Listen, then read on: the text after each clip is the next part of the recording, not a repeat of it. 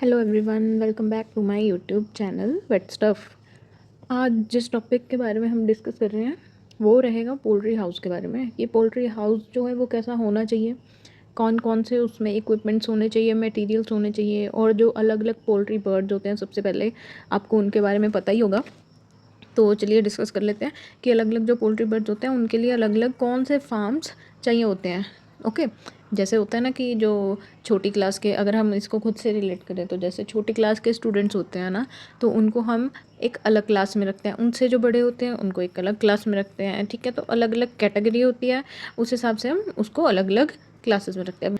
अगर हम बात करें कौन से पोल्ट्री बर्ड्स होते हैं, जैसे कि मान लो अगर पोल्ट्री बर्ड्स की बात करें तो सबसे पहले ब्रॉयलर आपको पता है ब्रॉयलर क्या होता है, जिसको हम किसके लिए पालते हैं, जिसको हम किसके लिए रेयर करते हैं, मीट पर्पस के लिए। ठीक है, उसको हम ब्रॉयलर बोलते हैं। लेयर मैंने आपको बताया था, लेयर क्या होता है, जो कि एग ले करती है हन, उसको हम लेयर बोलते हैं। तो उसको हम लेयर वाली कैटेगरी में रख देते हैं। ठीक है, एक होता है, आप टर्म सुनेंगे यहाँ पे, ब्रूडिंग या ब्रूडर हाउस। ठीक है, ब्रूडर हाउस सुनेंगे आप लोग। वहाँ पे हम किन को रखते हैं, वहाँ पे हम रखते हैं चिक्स को। ठीक है, तो ये 3 टर्म्स आएंगी। ब्रॉयलर जहाँ पे आप किन को रखते हैं, उन बर्ड्स को जिनको आपने मीट पर्पस के लिए पालना है। लेयर में आप, लेयर हाउस में आप लेयर्स किन को बोलते हैं, जो एग ले करती हैं। और लेयर हाउस में फिर ऑब्वियस सी बात है किन को रखेंगे, जो कि एग देती हैं हेंस। ओके, उसके बाद आता है हमारा ब्रूडर हाउस। ठीक है, तो ब्रूडर हाउस में देखो ब्रूडर्स लगाए हुए होते हैं, वो चिक्स के लिए लगाए होते हैं। वो किस लिए, ताकि देखो चिक्स जो है एग से बाहर आई हैं, तो उनको बाहर भी एग के अंदर वाला जो टेम्परेचर था ना, अभी थोड़े दिन तक वैसा हम उसको टेम्परेचर देंगे। क्यों, क्योंकि देखो एकदम से वो एग से बाहर आई है अगर, तो उसको एनवायरनमेंट में अडेप्ट होने में क्या लगता है, थोड़े दिन या कुछ हफ्ते लगते हैं। ठीक है, तो उस अकॉर्डिंग हम क्या रखते हैं, फिर ब्रूडर हाउस में उनको रखते हैं। सो आई होप आपको समझ आ गया होगा ये। तो अगर हम यहाँ पे बात करें कि पोल्ट्री हाउस हमने बनाना क्यों है, देखो सबसे पहली चीज़ क्या होगी, सबसे पहली चीज़ तो यही होगी कि आपको क्या होगा, इकोनॉमिकली कुछ ना कुछ बेनिफिट हो रहा होगा, कुछ बेनिफिट आपको मिल रहा है, इसीलिए क्या कर रहे हैं आप, इसीलिए आप एक पोल्ट्री हाउस बना रहे हैं ना। ओके, दूसरा क्या होगा, देखो आप पोल्ट्री हाउस में अगर बर्ड्स को रखते हो तो आपको चाहिए, आपको ये इंश्योर करना पड़ेगा कि आपके बर्ड्स क्या हैं, प्रोटेक्टेड हैं, उनको किसी भी तरह की क्लाइमेटिक कंडीशन से कोई फ़र्क नहीं पड़ रहा है। मतलब उनको एक प्रॉपर घर मिल रहा है रहने के लिए, जहाँ पे उनको प्रॉपर फैसिलिटीज़ दी जा रही हैं। ओके, कि वो स्ट्रेस में ना आए, वो अच्छे से रह पाएँ, वो अच्छे से ग्रो कर पाएँ, उनको कोई डिजीज़ ना हो। ओके, तो ये सब चीज़ों का हमें ध्यान रखना पड़ता है वहाँ पे। तो ऐसा एनवायरनमेंट हमें देना पड़ता है वहाँ पे, चाहे जैसा टेम्परेचर हो, चाहे क्लाइमेट जैसा भी हो, कोल्ड हो, वार्म हो, जैसा भी हो, उनको वो टेम्परेचर से वहाँ पे वो प्रोटेक्टेड रहें। और भी काफ़ी चीज़ें होती हैं कि देखो निगरानी में रख सकते हैं हम उनको। अगर हमारी निगरानी में रहेंगे, हमें पता लगता रहेगा कि हाँ कोई बर्ड बीमार तो नहीं है, किसी को डिजीज़ तो नहीं हुई है, या सबको फीड मिल रही है प्रॉपर, सबको वाटर मिल रहा है। तो इन चीज़ों का ध्यान रख सकते हैं, डिजीज़ कंट्रोल मेजर्स बना सकते हैं हम, अगर किसी को डिजीज़ हो सकती है। अगर ऐसी कोई डिजीज़ है जिसमें कि मोर्टेलिटी बहुत ज़्यादा होती है, मतलब उसमें डेथ रेट, मृत्यु दर बहुत ज़्यादा देखा जाता है, तो ऐसे ऐसे डिजीज़ से बचने के लिए पहले ही कंट्रोल मेजर्स, या फिर जिसको हम बोलते हैं बायोसिक्योरिटी। ठीक है, मतलब किसी डिजीज़ के होने से पहले ही हम क्या करें, सावधानियां बरत लें अगर। ठीक है, तो उसको बायोसिक्योरिटी कहा जाता है। साइंटिफिक फीडिंग कर सकते हैं। ये सब क्या है, मतलब उनको हमने फीड किस मात्रा में फीड देनी है, क्वालिटी उसकी कैसी होनी चाहिए, और क्वांटिटी कैसी होनी चाहिए, वेट के हिसाब से, ब्रीड के हिसाब से। आई होप ये आपको क्लियर होंगी ये सारी, इसलिए हम एक पोल्ट्री हाउस बनाते हैं। तो आपको ये पता होना चाहिए कि आप एक पोल्ट्री फार्म बना तो रहे हैं, क्यों बना रहे हैं, कॉमन सी बात है, प्रॉफिट चाहिए आपको। ओके, प्रॉफिट तो तभी मिलेगा ना जब आपकी बर्ड्स सही होंगी। बर्ड्स कैसे सही होंगी, अगर आप उनको प्रॉपर कंडीशंस प्रोवाइड करवाएंगे। सो ये थी नीड ऑफ पोल्ट्री हाउस। अब बात करेंगे हम लोकेशन की। देखो अगर लोकेशन की बात करें तो कहाँ लोकेटेड होना चाहिए पोल्ट्री हाउस, मतलब देखो जहाँ पे लोग रह रहे हैं, हमारे घर के पास या उन लोगों के घर के पास क्या पोल्ट्री फार्म नहीं होना चाहिए। ठीक है, जहाँ पे बहुत सारे लोग रह रहे हैं, और इंडस्ट्रियल एरिया से भी क्या होना चाहिए, पोल्ट्री फार्म दूर होना चाहिए। देखो मेन मोटिव मेरा ये नहीं है कि मैं सिर्फ पढ़ाती चलूँ, बट आपको इसका मतलब भी पता होना चाहिए कि हाँ ऐसे मैं अगर बोल रही हूँ या ऐसे लिखा हुआ है यहाँ पे, तो क्यों लिखा हुआ है, what is the reason behind that. सबसे पहले तो ये रेजिडेंटल एरिया से और इंडस्ट्रियल एरिया से दूर क्यों बनाते हैं पोल्ट्री फार्म को हम, क्योंकि देखो पोल्ट्री फार्म में क्या होती है, बहुत सारी क्या होती है, डिजीज़ेज़ हो सकती हैं, जैसे कि ह्यूमंस में।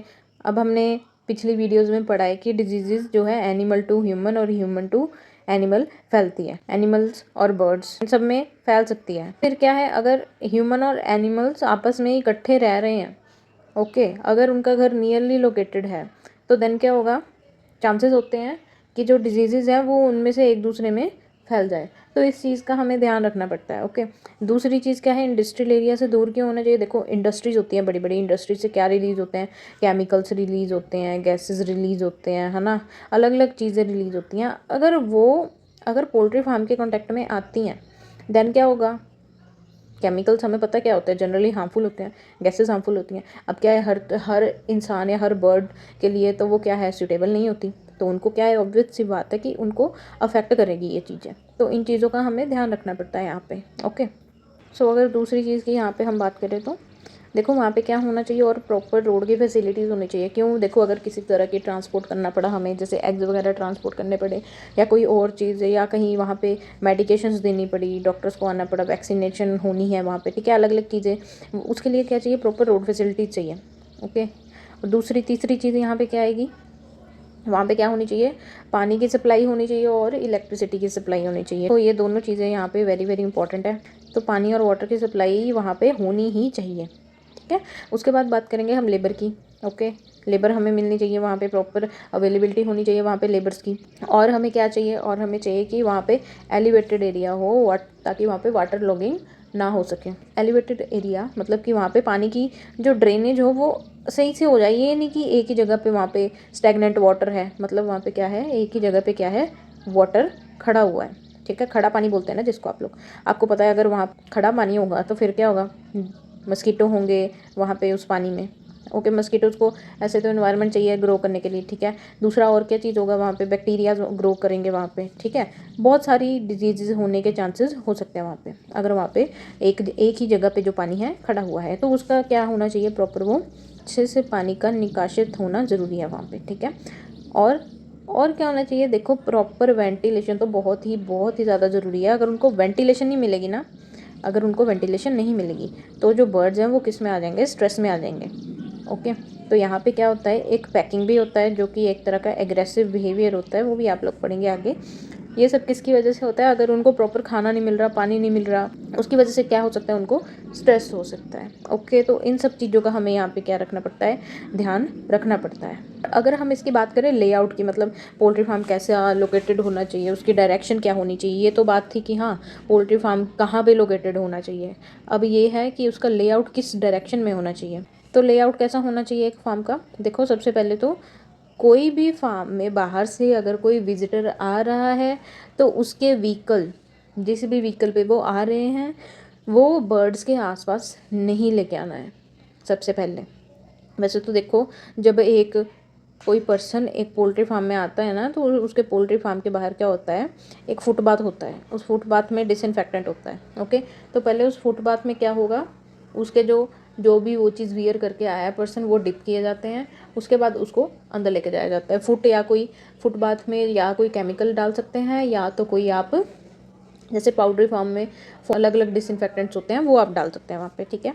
आपने देखा होगा चूना डाला जाता है वैसे बेसिकली वहाँ पे पोल्ट्री फार्म्स में, एंट्रेंस पे, डोर पे, वो इसलिए डाला जाता है क्योंकि अगर उनके शूज़ के साथ, जो भी बाहर से विजिटर आ रहा है उसके शूज़ के साथ कोई डिसइंफेक्टेंट है तो वो वहाँ पे ही अपने शूज़ रखे और वहाँ पे ही फिर अंदर जाए उसके बाद, ताकि कोई जर्म्स वगैरह, बैक्टीरियाज वगैरह उसके साथ अंदर ना जा सकें। ये चीज़ का ध्यान रखना पड़ता है। So same with the vehicles. उसके बाद बात करेंगे कि शेड्स कैसी होनी चाहिए। जो शेड होती है वो कैसी होनी चाहिए, देखो ऐसी शेड होनी चाहिए कि फ्रेश एयर वहाँ से पास हो सके, ठीक है। मतलब प्रॉपर क्या होनी चाहिए, वहाँ पे वेंटिलेशन होनी चाहिए ऐसी। ओके, दोनों के लिए, ग्रोअर के लिए है चाहे लेयर के लिए है। ओके, ये क्यों, देखो अगर प्रॉपर वेंटिलेशन रहेगी तो क्या होगा, डिजीज़ होने के चांसेस कम होंगे। नेक्स्ट पॉइंट हमारा ये रहेगा कि जो एग स्टोर रूम है जी, या फिर आप फीड रख रहे हैं या उनकी कोई भी मेडिकेशन या कुछ भी रख रहे हैं आप एक फार्म में, ठीक है, तो उसके लिए क्या होना चाहिए, डिफरेंट रूम्स जो भी होते हैं ना, अलग अलग रूम, चाहे ऑफिस रूम है, वो कहाँ पे होने चाहिए, एंट्रेंस के पास होने चाहिए, ठीक है।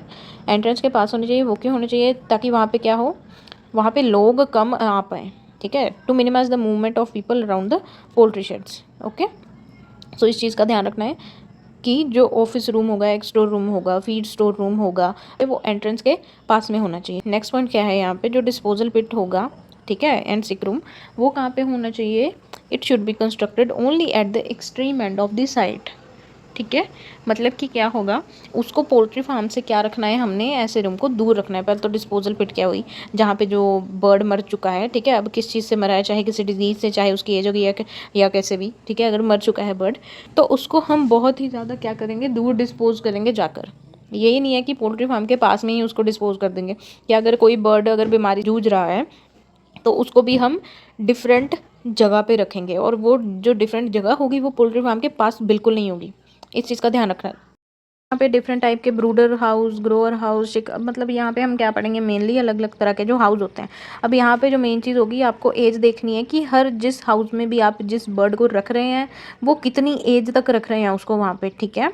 ये चीज़ मेन पूछी जा सकती है कि ग्रोअर हाउस में आप किन बर्ड्स को रखते हैं, या फिर ट्रू फॉल्स में पूछा जा सकता है कि हाँ, अगर 9 to 18 वीक्स ऑफ एज में हम ब्रूडर ग्रोअर हाउस वाले ग्रोअर्स को रखते हैं या नहीं रखते हैं, ठीक है। अब ये सारे टर्म्स आपको क्लियर होने चाहिए। पहले तो सबसे पहले है ब्रूडर या चिक हाउस। अब देखो ब्रूडर क्या होता है, ब्रूडर एक तरह का इक्विपमेंट होता है जो कि किस में हेल्प करता है, जो कि हीटर की तरह ही होते हैं। ब्रूडर हम हीटर को भी बोल देते हैं। दूसरा है यहाँ पे चिक हाउस, ठीक है, ये दोनों वर्ड्स जो हैं वो सेम हैं, ओके। सो चिक हाउस क्या होगा, जहाँ पे जो चिक्स होते हैं, चिक्स बिल्कुल from 0 day to 8 weeks of age, इनमें हम उन चिक्स को पालते हैं जो कि कितने अभी जस्ट बॉर्न हुई हैं, जो कि जस्ट चिक्स अभी बॉर्न हुई हैं, उनको हम 8वें हफ्ते तक कहाँ पे रखते हैं, चिक हाउस में या ब्रूडर हाउस में रखते हैं। ब्रूडर हमने यहाँ पे क्यों यूज़ किया, क्योंकि देखो जब एक एग से बाहर आती है चिक, ठीक है, जब एक एग से बाहर आती है देन क्या होता है, उसको हम ऐसा ही एनवायरनमेंट प्रोवाइड करना चाहते हैं जैसा कि एनवायरनमेंट, यानी कि टेम्परेचर, ह्यूमिडिटी, मॉइस्चर, वैसा ही सब कुछ उसको देना चाहते हैं जो कि उसको एग के अंदर मिल रहा था। क्योंकि एकदम हम उसको एनवायरनमेंट से बाहर के एनवायरनमेंट कुछ और है, देखो एग का एनवायरनमेंट कुछ और होता है, ठीक है। तो इस चीज़ को नॉर्मलाइज करने के लिए हम ब्रूडर्स का यूज़ करते हैं। अब ब्रूडर्स जैसे कि आप अपनी लैंग्वेज में बोलो तो भट्टी बोल देते हैं जैसे, है ना, और चीज़ें जिसकी वजह से कोई जैसे कोयले हो गए वहाँ पे रख दिए थोड़ी ऊंची हाइट पे, बल्ब का यूज़ कर लिया, वो इसलिए यूज़ करते हैं ताकि जो जो चिक्स होती हैं उनको क्या मिलती रहे, टेम्परेचर उनको सही मिलता रहे, ओके। सो यहाँ पे टेम्परेचर की बात हम करेंगे जब हम ये चिक हाउस सेपरेट पढ़ेंगे कि कितना टेम्परेचर कितने दिन तक उसको देना है। मेनली यहाँ पे क्या पढ़ेंगे आप कि टेम्परेचर जो होता है ना उसको हर वीक क्या कर दिया जाता है, थोड़ा थोड़ा करके कम कर दिया जाता है। ऐसे वो अडेप्ट कर लेता है अपने जो बाहर का वातावरण होता है उसके अकॉर्डिंग वो अडेप्ट कर लेता है खुद को, ठीक है। उसके बाद आता है यहाँ पे ग्रोअर हाउस। अब देखो चिक है एक, अब चिक ने बड़ा भी तो होना है, ठीक है, चाहे बड़ी होना है चाहे बड़ा होना है, ठीक है। तो वो कहाँ है, उसको हम after 0 to 8 weeks of age, उसके बाद हम उसको रखते हैं ग्रोअर हाउस में, ठीक है। It is use to grow egg type birds. Egg type birds है जो उनको ग्रो करने के लिए जो ग्रोअर हाउस है वहाँ पे इन बर्ड्स को रखा जाता है। अब एज की बात करें तो देखो पहले 8 वीक थी, 8 वीक के बाद 9 to 18 वीक्स तक हम इनको ग्रोअर हाउस में रखते हैं, ओके। उसके बाद क्या आता है, उसके बाद आता है हमारा layer house, okay. Layer house कौन से होते हैं, लेयर मैंने आपको बताया था ना कि जो एग पर्पस के लिए जिनको हम पालते हैं। अब देखो उनको पहले ग्रो करवाना है हमने, ठीक है, एग टाइप बर्ड्स को पहले हम ग्रो करवाएंगे। ग्रो करवाने के बाद हम उसको कहाँ रखेंगे, फिर लेयर हाउस में रखेंगे। अब वो कब रखेंगे, देखो 18 हफ्ते तक की एज तक उनको वहाँ पे पाला जाता है, ठीक है, 18 हफ्ते तक।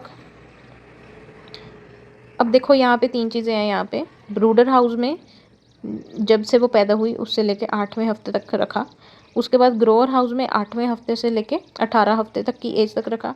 अब 18 हफ्ते तक का जब वो हो गया, उस जो 18 हफ्ते का या 18 हफ्ते से ज़्यादा का बर्ड है उसको आप रखेंगे फिर कहाँ पे, लेयर हाउस में रखेंगे, ठीक है, क्योंकि ग्रो तो हो गया, ओके। अब उसने एग ले करना है, तो 18 हफ्ते तक का जब वो हो जाएगा उसके बाद आप उसको लेयर हाउस में रखेंगे।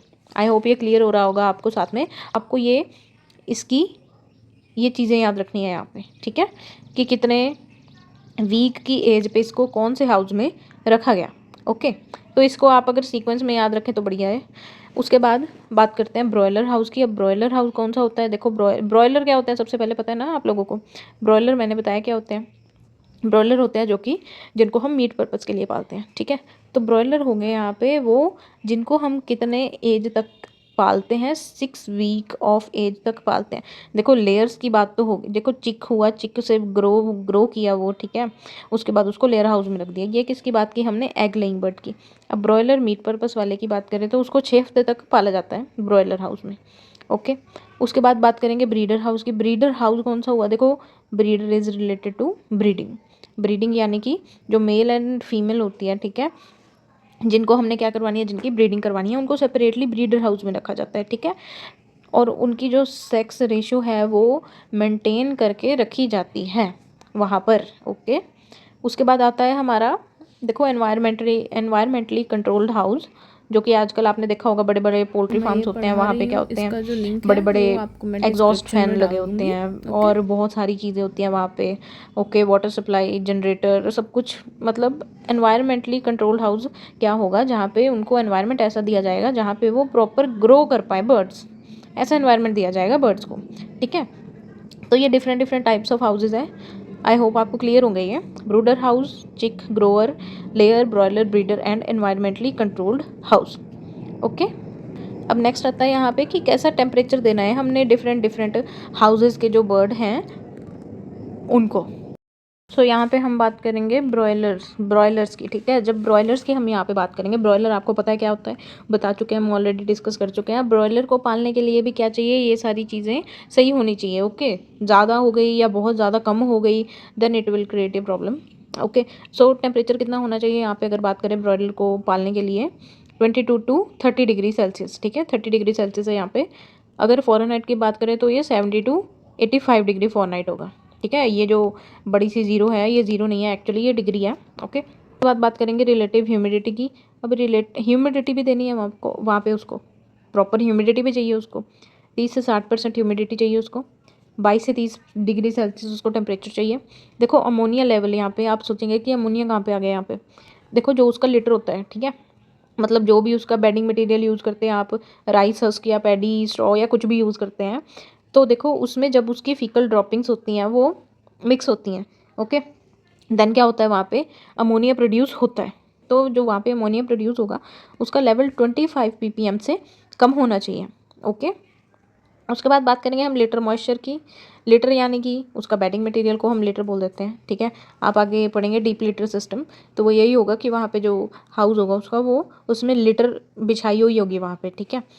जो भी वहाँ पे बिछावन होगा उसको हम लिटर बोल देते हैं। लिटर में भी क्या होना चाहिए, ये नहीं होना चाहिए कि उसका जो लिटर है बिल्कुल ही वो पाउडरी फॉर्म में आप उसको उठाएं और वो उड़ रहा है। तो अगर देखो बहुत ही ज़्यादा पाउडरी फॉर्म में है फिर भी प्रॉब्लम होगा, तो कैसी प्रॉब्लम होगी, उनके लंग्स अफेक्ट हो सकते हैं, उनको ब्रीदिंग में प्रॉब्लम हो सकती है। ये तो हम उनके लिए और खुद के लिए भी प्रॉब्लम क्रिएट कर रहे हैं ना। उसके बाद क्या होना चाहिए, उसका जो लिटर मॉइस्चर है, पहले तो उसके लिटर में मॉइस्चर होना चाहिए। मॉइस्चर कितना होना चाहिए, 15 से 25%। अब ये नहीं है कि उसको हाथ में पकड़ा और बिल्कुल बॉल ही बन गई उसकी, ऐसे भी नहीं होना चाहिए। ओके, मतलब उसमें मॉइस्चर तो होना चाहिए, बट कितना होना चाहिए, 15 से 25% तक। बाकी वहाँ पे एयर फ्लो भी क्या होना चाहिए, प्रॉपर होना चाहिए। तो ये सारी चीज़ें ब्रॉयलर को पालने के लिए होनी चाहिए। डायरेक्शन मैंने आपको बताई पोल्ट्री फार्म की कैसी होनी चाहिए, ईस्ट टू वेस्ट होती है डायरेक्शन की बर्ड। वो किस लिए, क्योंकि वो डायरेक्ट सनशाइन नहीं पड़ती फिर बर्ड्स पे, वो भी मैंने आपको बताया। ओके, बाकी हम यहाँ पे देखेंगे साइज़ क्या होता है, लेंथ विड्थ ये सब क्या होती है, कितनी चाहिए होती है हमें। ओके, अगर साइज़ की बात करें तो देखो हर बर्ड के लिए अलग अलग साइज़ चाहिए, उसको रहने के लिए अलग जगह चाहिए उसको। तो अगर ब्रॉयलर की बात करें तो उनको 1 स्क्वायर फुट की जगह चाहिए। अगर लेयर की बात करें तो 2 स्क्वायर फीट फ्लोर चाहिए उनको, इतनी स्पेस चाहिए उनको एक एक बर्ड्स को। ये किस सिस्टम में, under the deep litre system. तो साइज़, जो घर का साइज़ होता है वो डिपेंड करता है कि कितने बर्ड्स आप उसमें पाल रहे हैं, उस पर डिपेंड करता है साइज़। ओके, उसके बाद आती है लेंथ। देखो लेंथ कैसी होनी चाहिए, लेंथ कैसी भी हो सकती है, ये डिपेंड करता है कि हाँ पोल्ट्री कितनी लैंड है आपके पास। ओके, अगर आप पोल्ट्री फार्म डाल रहे हैं, कितनी लैंड है तो आप कितना उसको, लेंथ तो हम जितनी मर्जी बढ़ा सकते हैं, ठीक है, according to the number of birds, कितने बर्ड्स हैं उस हिसाब से और लैंड के हिसाब से।